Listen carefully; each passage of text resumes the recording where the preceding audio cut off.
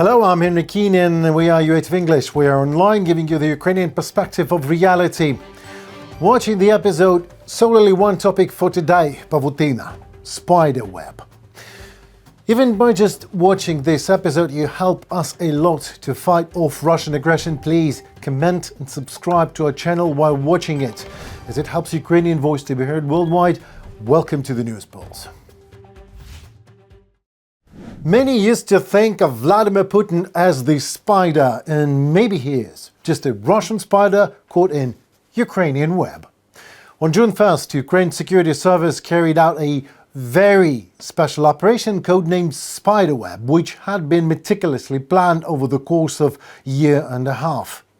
As part of the operation, a massive drone strike was launched against the Belaya air base in Russia's far northern Irkutsk region. The drones launched from a truck parked near the military airfield, so it is like drones were sent from Russia with love back to Russia. The Special Forces, the SSU, also targeted the air bases Olenya, Voskresensk, Dyagilevo and Ivanovo.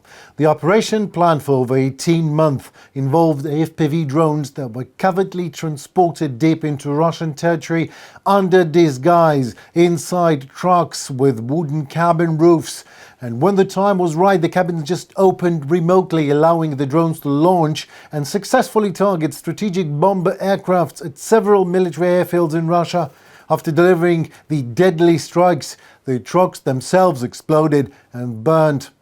Rumor has it, Russians now have a massive trucker phobia. It is when you are afraid of unidentified trucks. This is the Srednaya town. The road is closed or something. We were driving through the fields, literally. The traffic jam made of lorries is enormous. I don't know for how many kilometers this does go. Now, this was truly unprecedented and unique secret operation to simultaneously hit 4 military airfields in the Russian rear, where enemy aircraft were deployed. The drone targeted successfully 41 aircraft, including A-50, Tu-95, Tu-22M3 and Tu-160, as the head of the SBU, Lieutenant General Vasil Malyuk, confirmed. Footage right from the scene shows several large aircraft ablaze and then exploding. Russia's defense ministry later admitted that 4 air bases were indeed struck in what they describe as a terrorist attack, and commented that several aircraft caught fire in both Murmansk and Irkutsk.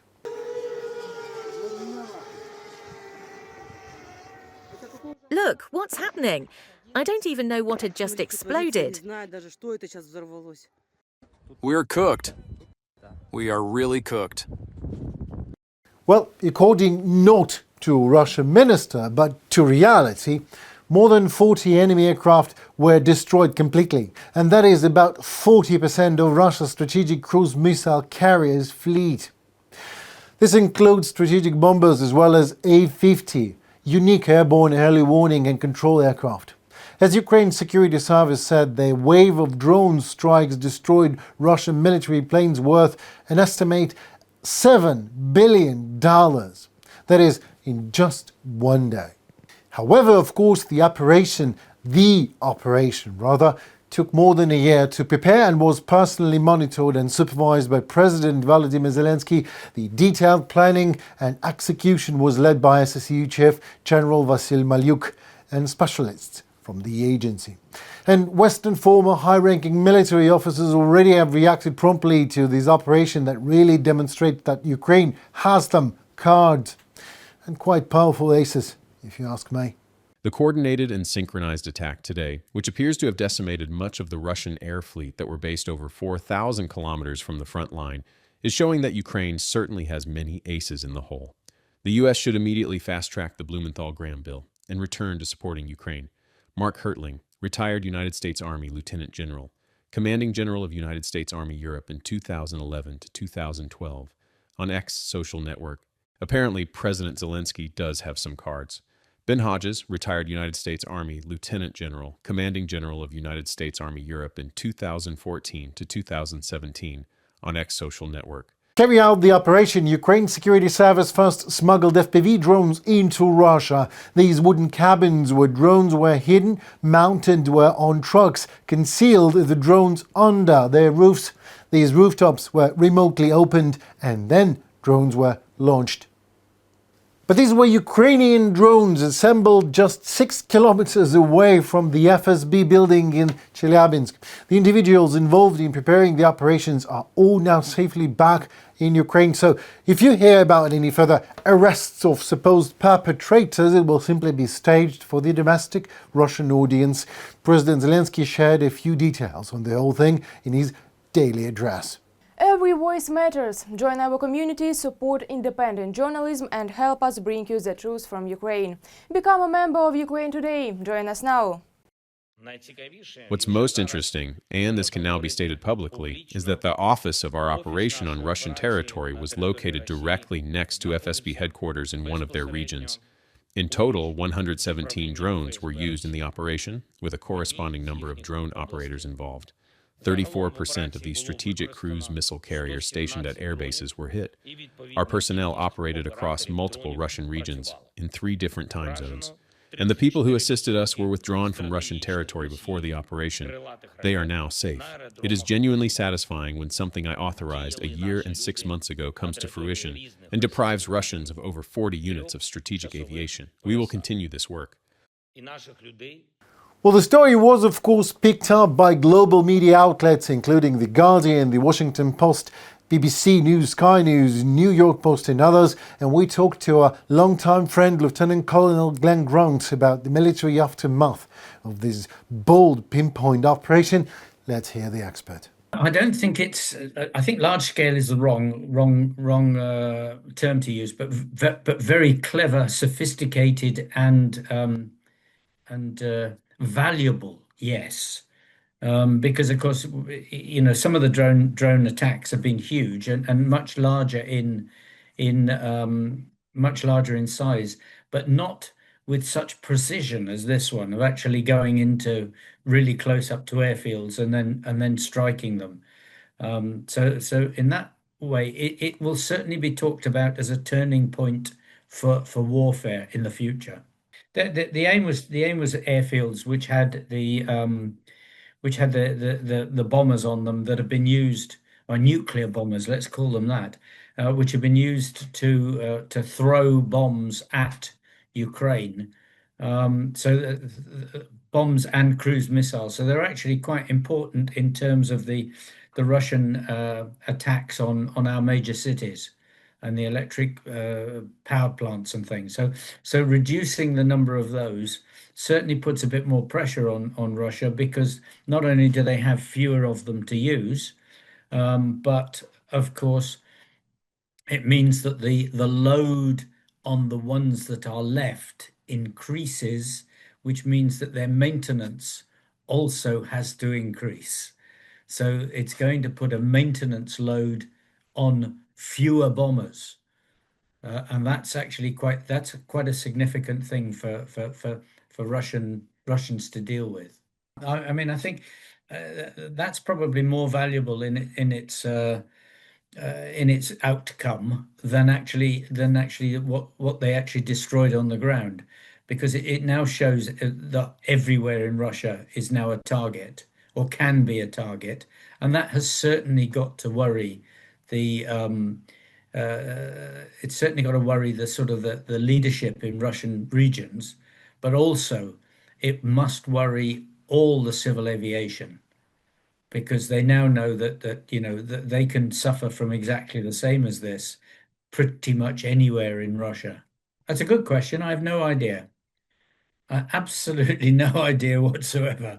How much of this was you know, supporters. I mean, there is an inevitability that somebody or some people in Russia actually support Ukraine, because there are Ukrainians in Russia. So there's got to be some sort of support. But whether this operation was helped by those people, or whether it was just the ingenuity of the SBU, I have no idea at all. In a hurry. I mean, if this one took 18 months from planning to delivery, unless they've already got another 3 or 4 running, I don't think we'll see anything in a hurry. But what it will do is where they've got things like the bridges collapsing because of bad engineering and because of, tired bridges from old Soviet concrete, people will start now declaring that this is, Ukrainian attacks in the rear and things like this. So it may have a public relations effect much, much wider than the actual attack itself. Oh, completely. Um, because what it's shown is that everywhere, and I'm not talking about Russia now, I'm talking about everywhere, every country in the world that has that has lorries driving through it is now vulnerable. I mean, it's going to make the job of border guards everywhere completely different. But you can imagine someone doing this with, say, a yacht going into one of the harbors in America, and what they could actually do to a nearby airfield.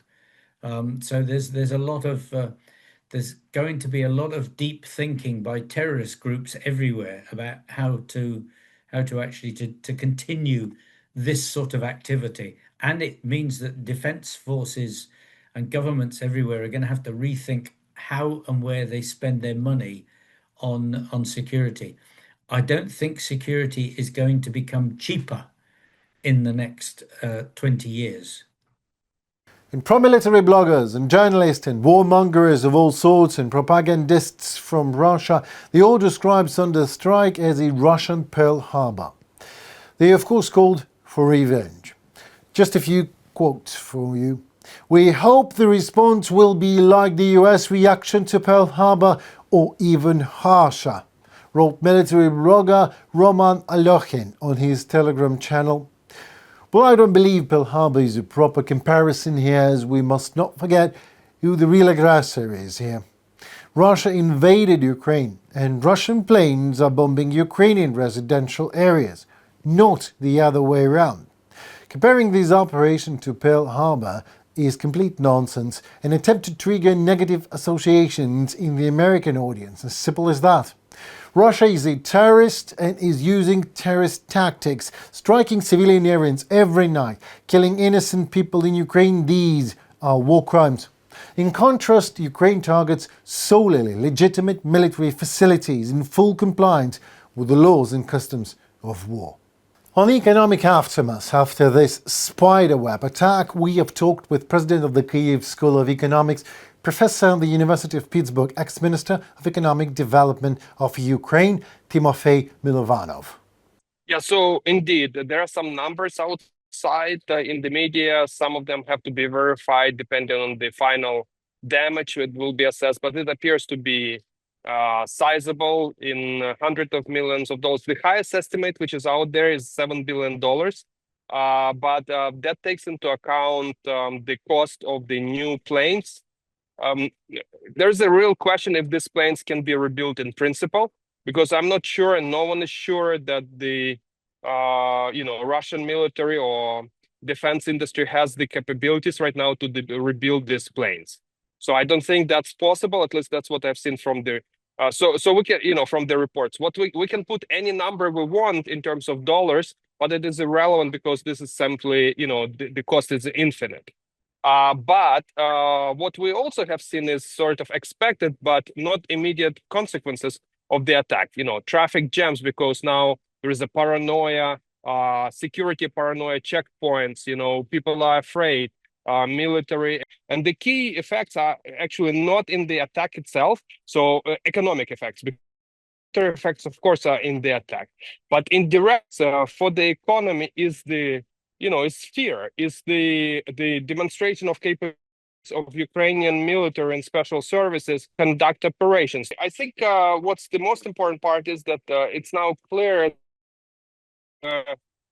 Russia has a much larger areas, essentially the entirety of Russia, to defend, and so making it almost impossible to reach. And so they defend the small area closer to the war theater, and then now that's not the case anymore.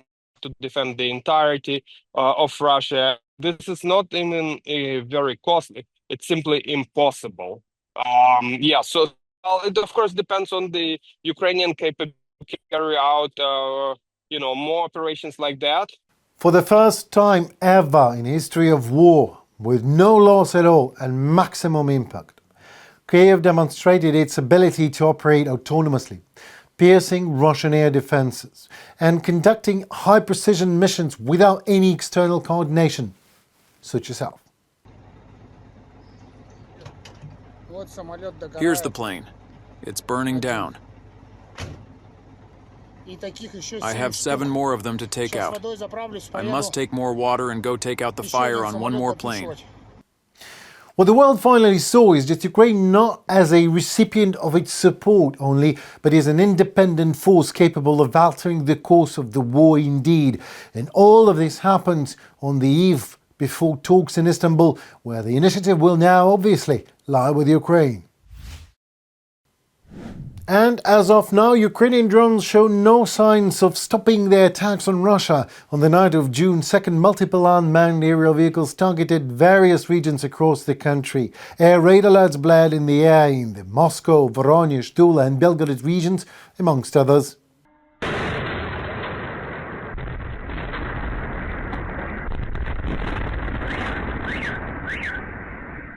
Also, Russian officials report ongoing drone strikes on their military airfields.